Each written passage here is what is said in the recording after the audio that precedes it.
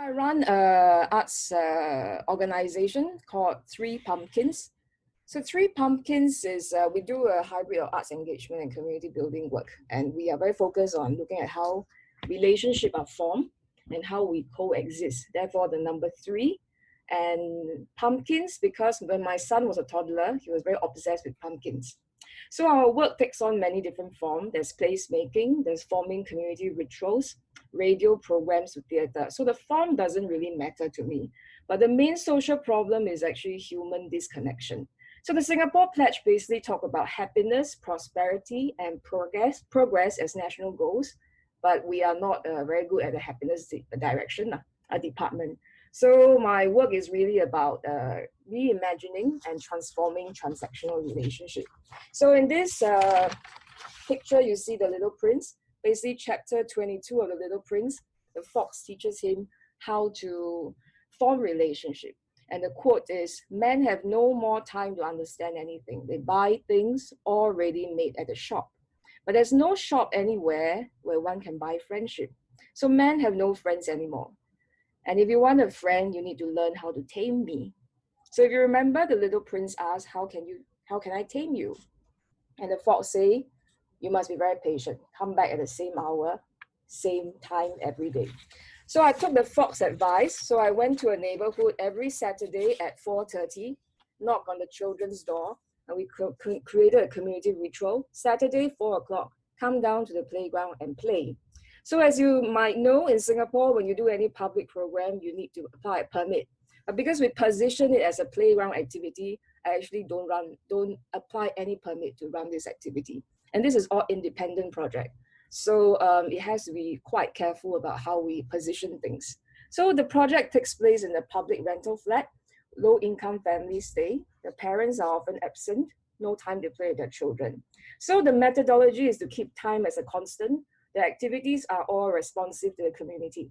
So usually we use art materials that's left over from our exhibition or what we can find in the neighborhood. Yeah, so then after time, children realize that there is a routine. 4 o'clock Saturday, the friends are waiting for them. So they are also very free not to participate at all. So we often have children doing their own thing. They are not expected to produce artwork.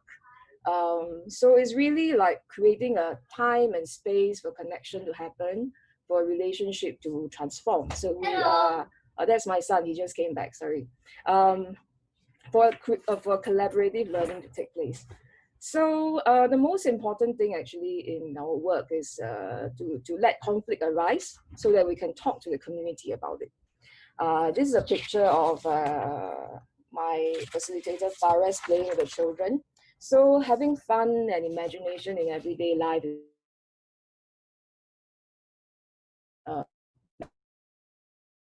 okay, so one of the way we place keep is to invite different artists, educators, even sportsmen, architects included, yes, designers, also the professional to come in the community and share, bring your special talent and all that, yeah, to share with the community. So this is one of the giant puppet performance that we did called the Rubbish Prince. So it's upcycling 2,500 plastic bags with the elderlies in the neighborhood.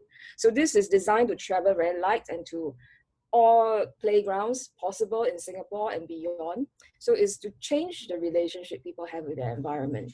So after doing this for a few years, I think we can do more social intervention. So I rented a commercial space and created a community children's space. So it's called Tatakut Kids Club. It means don't be afraid, children club. So in this space, we basically set the entry barrier very low. So this is actually a response to the social service system.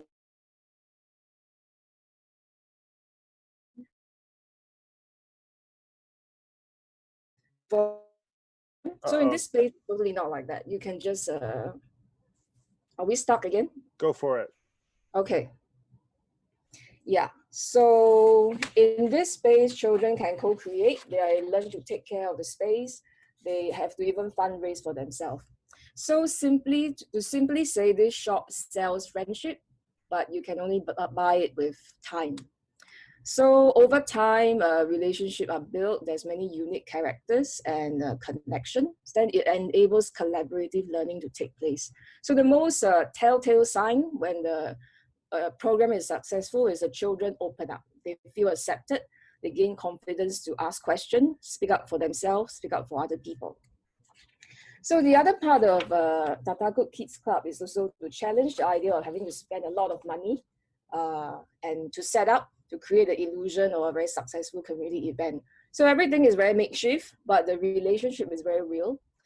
This is especially, I think, responding to how Singapore organizes event, because we tend to spend a lot on setup, but not on relationship building. So actually, by reducing this cost, we are able to buy ourselves time to really spend time and hang out and not do anything.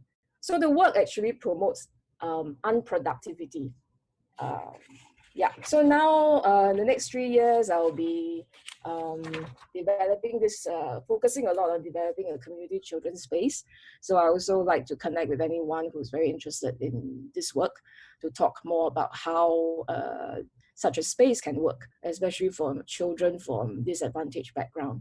Yeah, so recently we have a young volunteer who just passed away. So community come together and remember her. So I think the important thing and the lesson from Little Prince again is it's a time we have wasted for our roses that make them so important. Thank you.